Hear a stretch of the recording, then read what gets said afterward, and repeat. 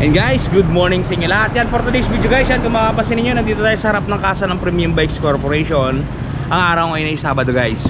For today's video guys, yan, magre-release tayo ng ating Yamaha Sniper 2026 na to guys. Kasi 2026 na ngayon Ito ang i-release natin guys, si Saiyan. Dito sa video na to guys, syempre pag-uusapan natin yung actual inclusion ng unit. Yan, paano ba siya ina-activate, ano ang kanyang sound check, at syempre hindi mawawala dyan ang kanyang presyuhan.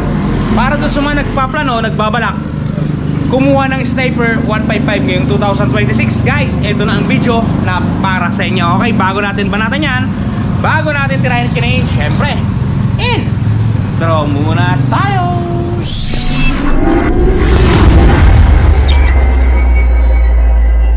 Okay guys, without further ado, eto kasama natin si Joven.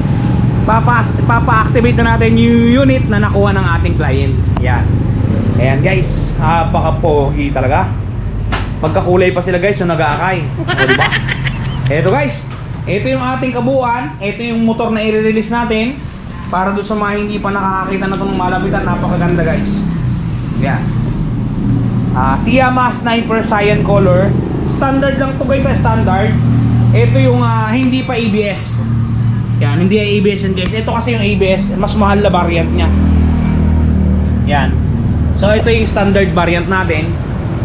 Alright. Yan guys, pagka kumuha kayo na yung ganyan, nailagay na natin yung side mirror, ganitong itsura.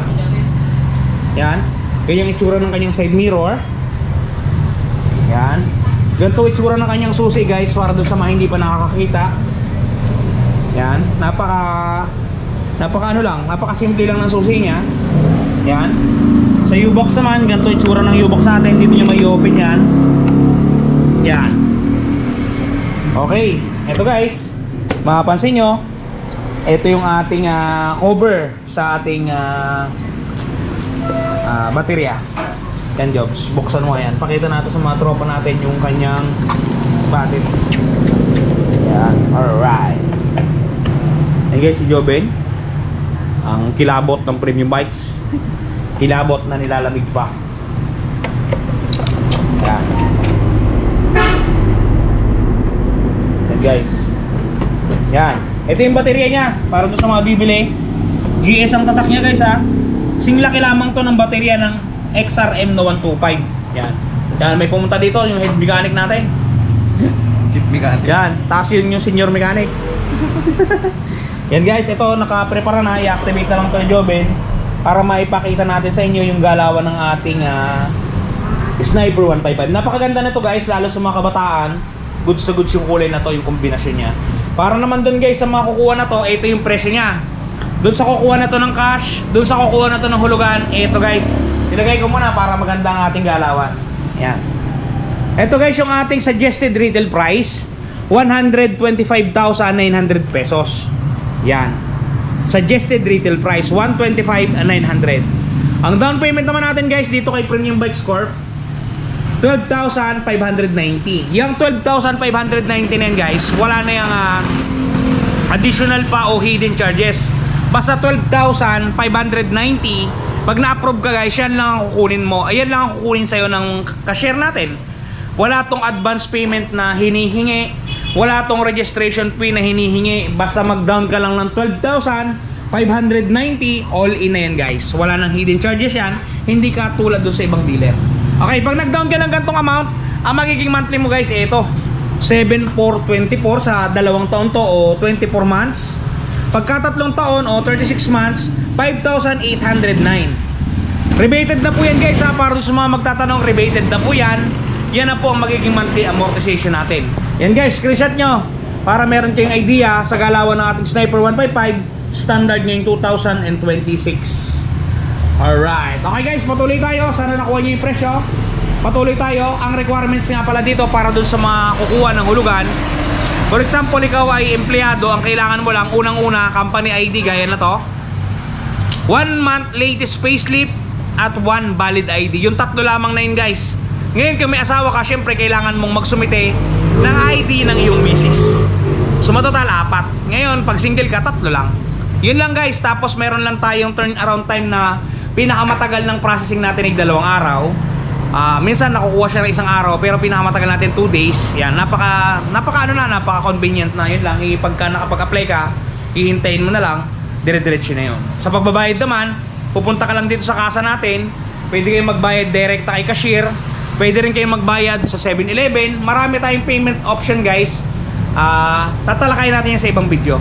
Pero kung hindi ka busy, pinaka-the best, pumunta ka na lang sa kasa para maging magtutropa pa tayo, araw-araw tayo o buwan-buwan tayong magkikita. Alright, eto guys, nai-activate na ito yung Joben. Yan, natakpan niya na.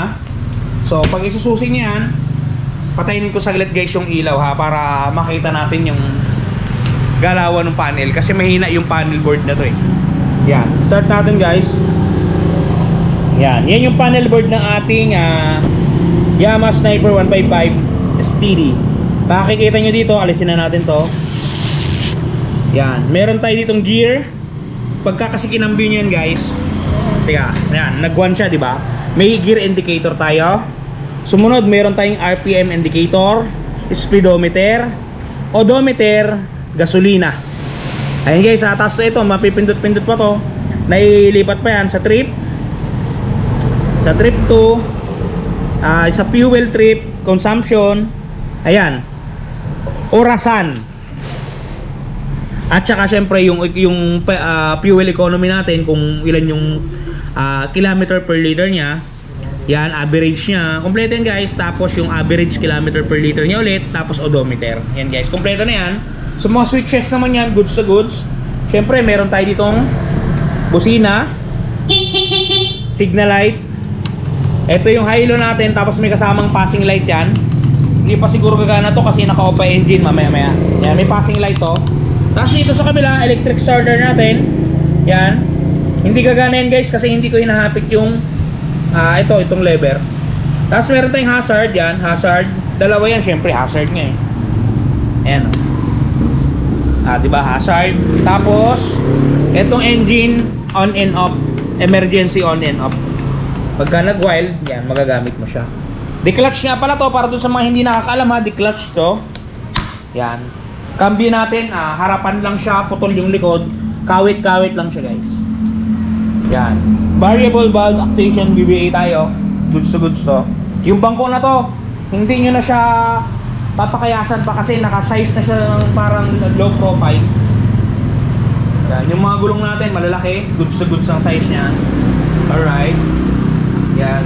Napakaganda guys. So basically, kailangan na lamang natin ngayon guys ng gasolina para maiparnig ko sa inyo yung andaran ng ating Yamaha Sniper 155 2026. Alright guys, banatan natin, lagyan natin ng gasolina. Guys, dumating na yung ating gasolina. So ayun, ayun kadala-dala Joben para ma-activate na natin yung ating unit. Yan. Kamusta jobs? Ayos lang ba? Ang buhay-buhay. Ayun na guys yung client natin, nakaupo, naghihintay sila. So ito, pasali natin kay Joben yung 55 pesos na gasolina na allowable ni Premium Bikes. Tama guys, yung narinig ninyo, 55 pesos yung ikakarga natin. Yun lang kasi talaga yung budget guys. Ayan. Premium red tong nilagay natin para matapang. Alright. Yun guys, pa-start natin into kay Joben para maiparnig ko sa inyo yung andaran ng sniper natin. Center stand mo boy. Ayan, ikaw na mag-start. Kasi ikaw naman yung si Pet Malo eh. Guys, meron pa siyang tsuri oh, diba? Guys, one click. Wala nga pala tong ano ha, kickstarter. Ayan, wala siyang kickstarter guys. Kaya talagang dapat maintainin nyo yung baterya na malakas. Kasi wala siyang paraan na start kundi dun sa electric start. Pero pwede din ikambyo nyo. Pero ang pangit naman bago motor nyo, tapos ikakambyo, itutulak, diba? Yan yung andaran niya guys, pakinggan nyo. Ngayon andaran ng ating sniper. Ganda, goods to goods. Alright. Yan guys, oh, diba? Ganda ng andaran. Doon sa mga gustong kumuha ng unit, punta na kayo guys kay Premium Bikes Corp. Available lahat yan. Basta kung anong gusto ninyong unit, sabihin nyo lang. Guys, yun nga para sa mga problema na magasgas ng kanilang mga pairings. Eto guys, panoodin nyo, touch paint ni Washbody. Napaka-quality, napaka-goods. Alright. At eto na guys, ang touch paint ni Washbody. Diba napakaganda? Ganto ang packaging yan pagka mabibili ninyo. ito yung polishing cream, ito yung surface cleaner, ito yung mismong touch paint. At may kasamang pre-yan na pen brush at meron niyang instruction kung paano gagamitin. Ito guys, kung makikita ninyo, ganito siya i-apply. Una, pahidan ninyo ng polishing cream para makinis ninyo yung lugar o lokasyon. Sprays ng surface cleaner. At syempre, i-apply natin ang ating touch paint. Yan. Isulat nyo lang ng pen niya at talaga namang matatakpan ang mga gasgas ng inyong unit. Bili na kayo guys, touch paint ni Wash Body. Yun guys, napaka-quality ng touch paint na yan. Kaya kung ako sa inyo, i-try nyo na ang touch paint ni Wash Body. Nakakabura yan ng mga gasgas ng inyong mga pairing sa murang halaga. Okay guys, hanggang dito lang muna ang video natin. Ingat kayo palagi at palagi kayong magpapakasaya. Si Rob TV. Bye-bye! Shoo!